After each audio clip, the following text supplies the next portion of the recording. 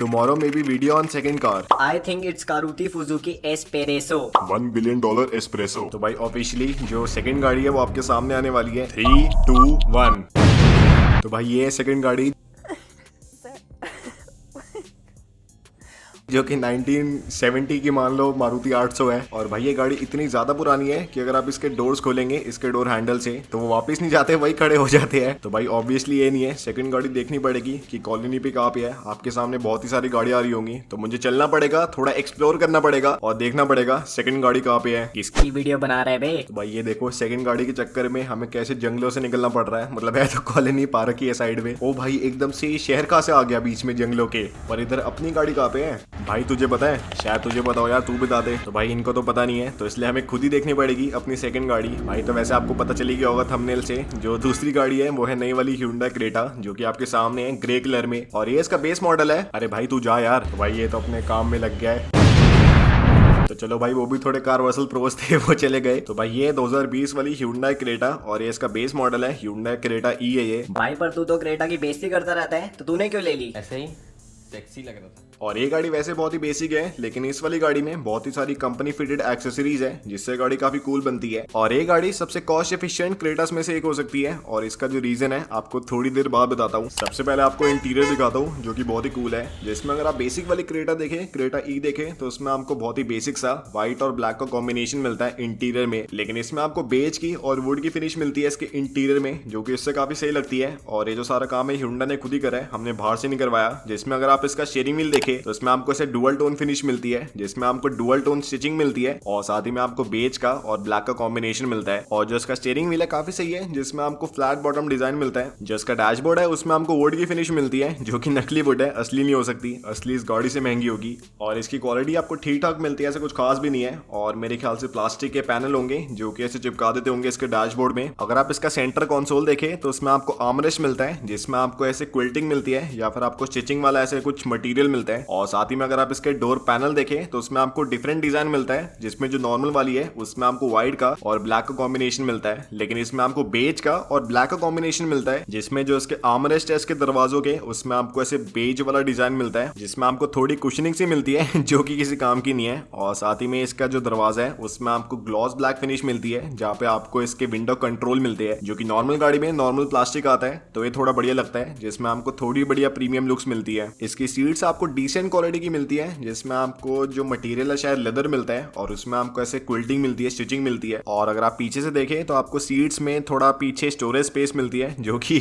Use तो कमी आती है। और जो इस गाड़ी के पिलर्स है उनमें आपको बेज की फिनिश मिलती है, जो कि नॉर्मल गाड़ी में व्हाइट आती है। जो नॉर्मल क्रेटा का बेस मॉडल है उसमें आपको बहुत ही बेसिक सी फ्रंट की ग्रिल मिलती है जो कि ब्लैक कलर की है पूरी, लेकिन इसमें आपको टॉप मॉडल वाली ग्रिल मिलती है जो कि Hyundai की ओरिजिनल है, जो कि ऐसे थोड़ी प्रीमियम लगती है, जिसमें आपको साइडों में पूरा क्रोम मिलता है और बीच में आपको थोड़े ग्रेइश एक्सेंट मिलते हैं प्लास्टिक के। और ये मेरे ख्याल से मस्ट है क्योंकि जो बेस मॉडल वाली ग्रिल है काफी ऐसे बेकार से लगती है ब्लैक कलर की। अगर आप इसके नीचे देखें तो आपको टॉप मॉडल वाले फॉग लैम्प मिलते हैं, जो कि बहुत ही जरूरी है क्योंकि जो इस गाड़ी की लाइट्स है काफी बेकार है, उनमें आपको बहुत ही बेकार थ्रो मिलता है। तो ये फॉग लैम्प बहुत ही जरूरी है क्योंकि जो बेस मॉडल है उसमें आपको बहुत ही छोटे से मिलते हैं जो कि किसी काम के नहीं है। और इसमें आपको 2 सेपरेट लाइट्स मिलती है। ओ भाई ये देखो, ये मैंने पहली बार देखा है, जिसमें आपको साइडों में ऐसे एयर वेंट मिलते हैं जैसे XUV 700 में आते हैं। ये तो मुझे पता ही नहीं था। इससे इस गाड़ी की जो एरोडायनामिक एफिशिएंसी है शायद बढ़ती हो, और ये ओरिजिनल भी है दोस्तों। जिसकी अगली एक्सेसरी है बहुत ही बढ़िया है, लेकिन अगर आपको अपना 1 सेकंड लगाना है एक अच्छी जगह पे तो कारवर्सल को सब्सक्राइब कर लो, एक रियल कारवर्सल प्रो बन जाओ और हमारी कम्युनिटी को बहुत ही बड़ा बना दो, ताकि आप भी ऐसे रिव्यूज वगैरह हमारे साथ कर पाए। जो अभी इस गाड़ी का बेस मॉडल आता है उसके ORVM पे आपको साइड इंडिकेटर भी नहीं मिलते, इतने बेसिक हो गए हैं। लेकिन जब हमने ली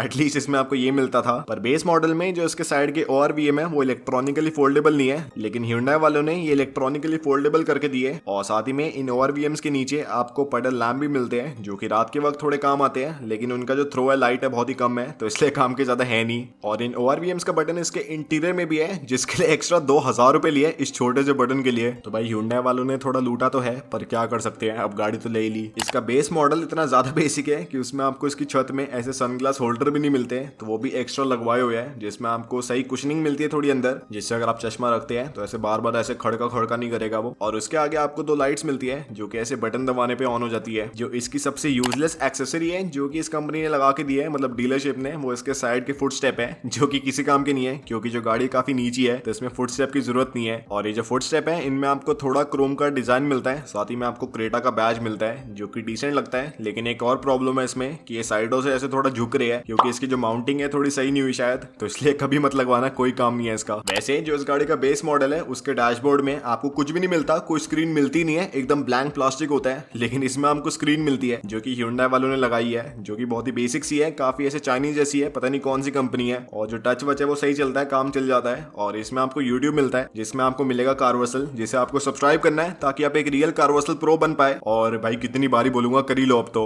और ये जो स्टीयरिंग व्हील है इस पे आप ये जो लेफ्ट साइड के कंट्रोल देख रहे हैं ये आपको बेस मॉडल में नहीं मिलते हैं, ये भी एक्स्ट्रा है। तो भाई Hyundai वाले थोड़ी तो शर्म कर लो, एटलीस्ट ये तो दे दो बेस मॉडल में। और काफी मैंने वीडियोस में देखा है कि लोग कहते हैं कि जो Hyundai क्रेटा का सेंटर कंसोल है उसकी जो क्वालिटी काफी बेकार है, उस पर अगर आप ऐसे पैर मारेंगे तो आवाज आती है। तो भाई इसके जो प्लास्टिक्स है उनकी क्वालिटी तो सच्ची में काफी बेकार ही है। और साथ ही में स्पीकर भी नहीं मिलते बेस मॉडल में, तो उन्होंने स्पीकर भी लगा के दिए जिनकी साउंड मतलब ठीक ही है। Mahindra Scorpio snapped up close inside out, अरे यार ये भी कैमोफ्लेज है। और साथ ही में इसकी स्क्रीन में आपको ब्लूटूथ कनेक्टिविटी मिलती है और उसके लिए आपको एक माइक्रोफोन चाहिए होता है, और जो माइक्रोफोन है आपको ऐसे मिलता है डैशबोर्ड में। बस कर भाई, और कितनी एक्सेसरी लगवाई है? तो अभी और भी है, जिसमें अगर आप इसकी छत देखें तो उसमें आपको रूफ रेल्स मिलते हैं जो कि ऐसे ग्रे कलर के हैं, जो कि प्लास्टिक के हैं, और ये सिर्फ टेप से चिपका रखे हैं, कोई इसकी माउंटिंग नहीं है, जो कि ऐसे उखड़ भी रहे हैं थोड़े थोड़े। तो ये आप बाहर से ले सकते हैं काफी आसानी से, ये ऐसे Hyundai वालों ने काफी महंगा दिया है तो इसलिए बाहर से ले लेना वो ज्यादा बढ़िया है। अगर आप इसके पीछे आए तो आपको बेसिक लाइट्स मिलती है, बेस मॉडल वाली क्रेटा वाली, और साथ ही में आपको क्रेटा का बैज मिलता है, और कुछ ऐसे खास नहीं है। लेकिन एक इस गाड़ी में आपको चीज बढ़िया मिलती है, जिसमें अगर आप इसकी डिक्की खोले तो उसमें आपको एक पार्सल ट्रे मिलती है जो कि बेस मॉडल में नहीं आती, उसके लिए एक्स्ट्रा 2000 रुपए है जो कि हमने लगवाई है, और ये काफी काम किया, आप ये ले सकते हैं। और भाई ये मिठाइयाँ तो ऑब्वियसली ये साथ में नहीं मिलने वाली आपको। और मैंने आपको वीडियो की स्टार्टिंग में बोला था